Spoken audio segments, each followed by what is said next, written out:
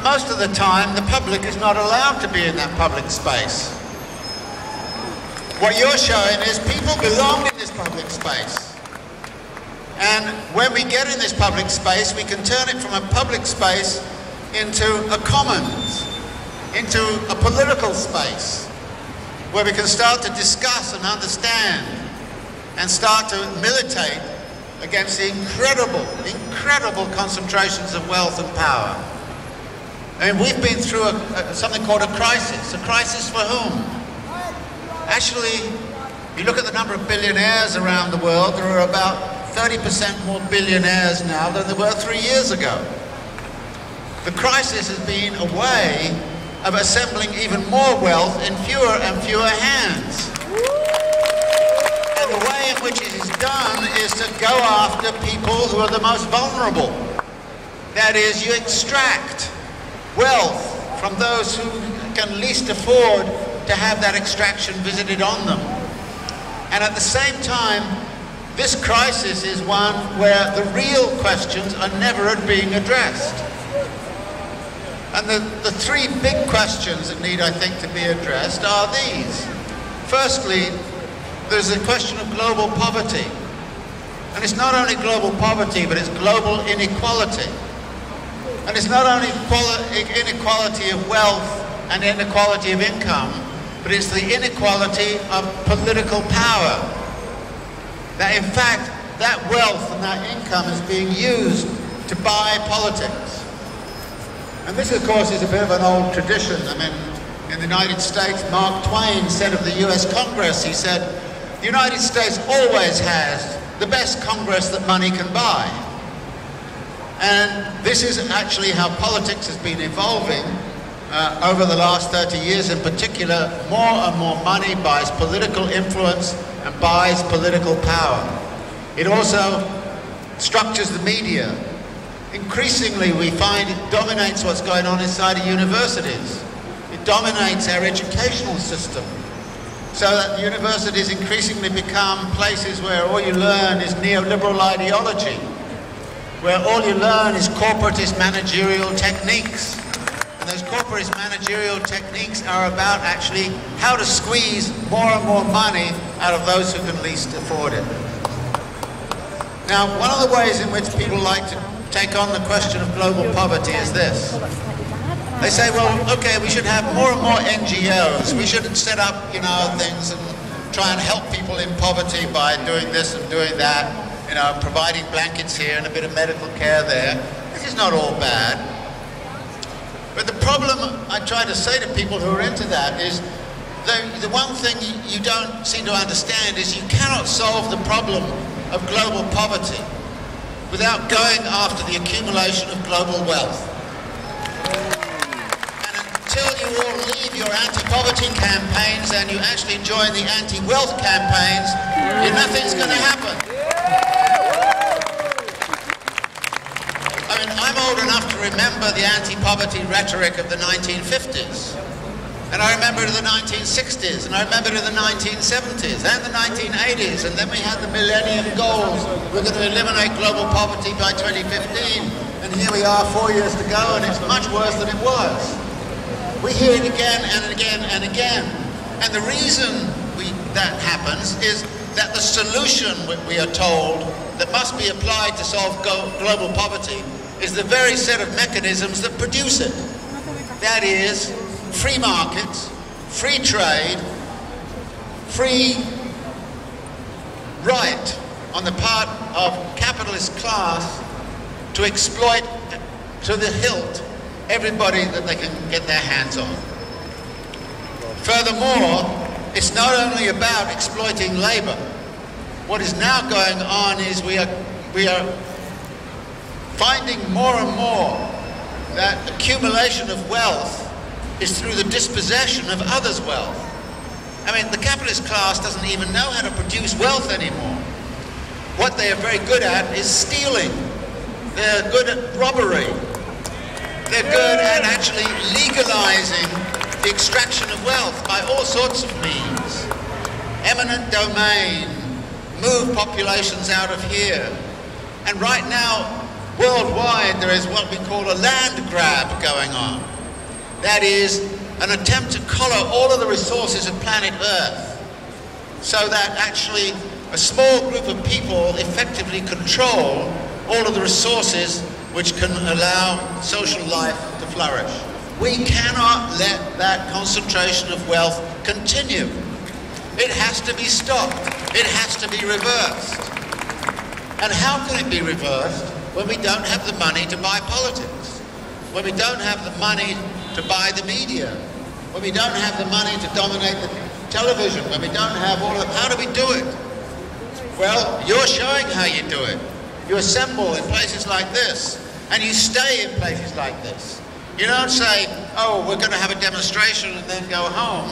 No, you stay. You stay. And the fact that you're staying is, I think, one of the most significant political events that's actually happened over the last 10, 15, even 50 years. Because this 600, okay, 600, let's take it 600. And I think that is absolutely why this is such a fabulous situation that you're creating. You're taking a public space, you're turning it into a commons, and you're saying, our interest has to be heard, our voices have to be heard. And at this particular point, it doesn't really matter exactly what you're saying. The most important thing is that you are here, and you're goddamn staying here.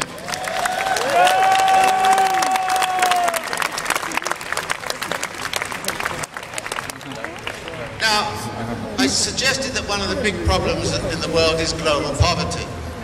Now, that's associated with something which is another aspect of, I think, our political situation. Capital works in such a way that it incurs certain costs in what it does. But what it also does is to try to shed those costs on and make somebody else liable for them.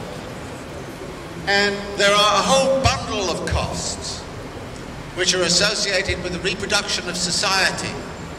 We talk about education, we talk about health care, we talk about basic human services, we talk of caring for the elderly, we talk of dealing with the sort of the problems that are created through alienation in a terrible sort of work environment. We talk about all of those issues. What the economists have a little word for this, they call it externalities. And what's meant by that is that actually you take a cost which you should bear, but you get rid of it.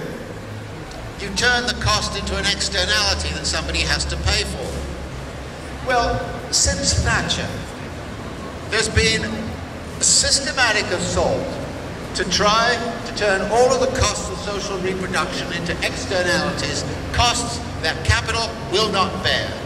You bear the cost of your own education. You bear the cost of your own health care. And if you get sick and you die, that's your own fault. It's not capital's fault. Now, in the 1950s and 1960s, the state was forced by political circumstances to bear some of those costs and to tax capital to bear some of those costs. But what Margaret Thatcher started to do is to say, look, we are actually not going to pay those costs anymore. They're up to your personal responsibility. It's your own personal savings. It's your own personal life, and you have to take care of it. And if you don't take care of it, get into trouble, that's your problem. Now that was what Thatcher launched. And actually there's a pattern that goes on here. Everybody thought when Thatcher was gone, and got rid of Major as well, that things would change. No, we got Tony Blair. And what did Blair do? He deepened what was going on. Blair started to introduce the top-up fees and universities. Blair is the one who started to push this Thatcherite agenda even further. And right now, what we've got is a situation where the Thatcherite agenda is with us even though she's long gone. And this is a global problem. I mean, I was in Chile recently. Fabulous situation in Chile. And I hope we can establish links with them. The students there have occupied all of the public universities. And like you, they're not moving, they're not going anywhere. And they've been doing it for 4 or 5 months. Quite a few of the high schools are actually occupied. And what they're saying is this: Pinochet privatized all of the educational system. When Pinochet went and we got social democracy, we got rid of the dictatorship, we imagined that things would change. They didn't change. In fact, they've got worse. So what we have to do is to end that process that Pinochet started. This is what they're saying. And we have to end what Thatcher started and reverse it entirely. In other words, what we have to have is a political program to end the whole Thatcher era, because it is not ended at all. And what we see with the current Conservatives right now is they want to make it even more Thatcherite than Thatcher. So this is, if you like, what the political task is. And it is to force capital to start to bear a lot of those costs that it doesn't want to bear. It should take care of education. We should have a free, decent education for everybody. And it should be an equal quality education. None of this nonsense about if you go to this, you go live in this suburb, you get decent education, and if you live in the inner city, you get crap. No, we should actually equalize educational opportunities everywhere. And that is indeed, and the same occurs with questions of healthcare. And the same thing happens with almost all of the forms of social services. They have to be revolutionized. And they have to be actually transformed in such a way that they're not run through some abstract bureaucracy, but they're run on a popular kind of basis.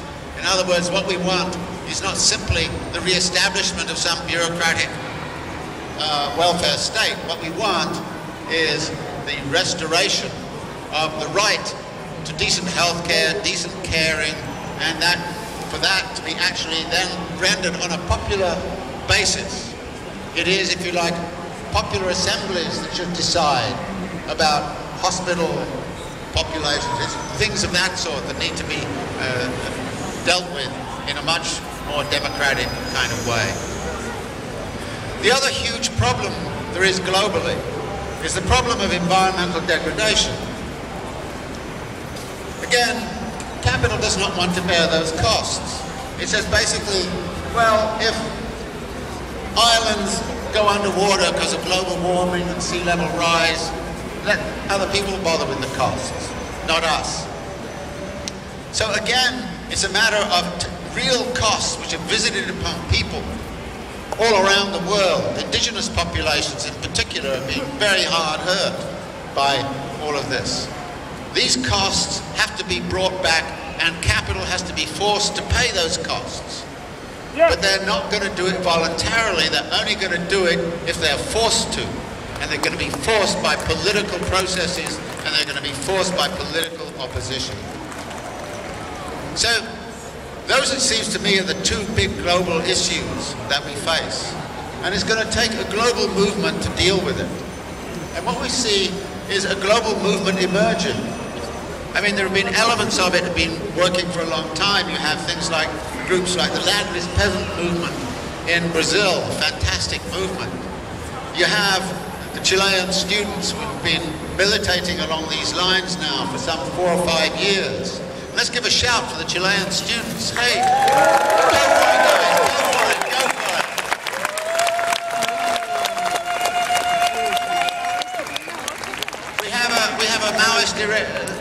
We have a Maoist insurrection in central India, which is portrayed as a very cruel and horrible kind of thing, but it turns out, if you read Arundhati Roy or something like that, these are people who are really struggling just to stay alive in the circumstances where they're constantly being attacked by political power, by the police power of the state apparatus. And the same will be true in countries like Bolivia, where you see kind of indigenous populations mobilizing. And they're mobilized in very, very strong kinds of ways. So all around the world there is a growing sense that this system, which is being constructed